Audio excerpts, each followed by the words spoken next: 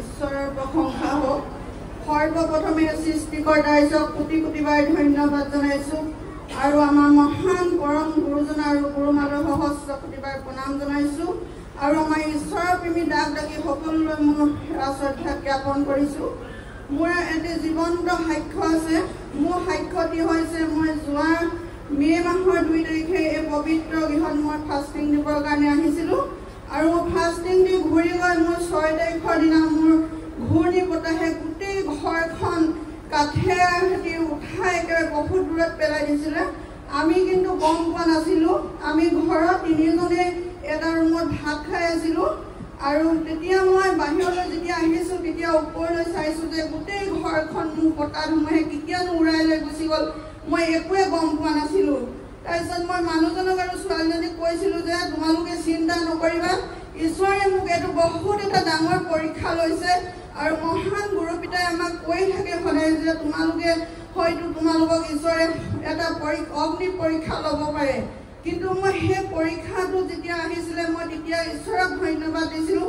হে প্ৰভু, তুমি যে মোক ইমান ঘৰখন লৈ গুচি গ'লা, মোৰ আৰু হাতত এতিয়া এটকাও পইচা নাই, মই কেনেকৈ এই ঘৰখন বনাম। আৰু মোৰ পিছদিনাখন গাঁৱৰ মানুহে সকলোৱে ঠাট্টা নিন্দা অপমান কৰিছিলে। আমি বাহিৰলৈ ওলাব নোৱাৰিছিলোঁ। 3জনে আমি এটা ৰুমতে সোমাই আছিলোঁ।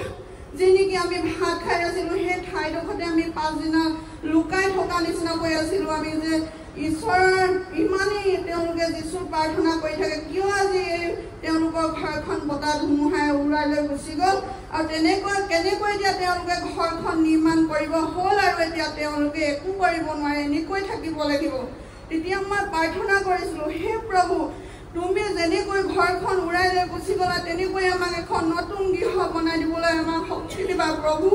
মই সদায় তেনেকৈ প্ৰাৰ্থনা কৰিছিলোঁ।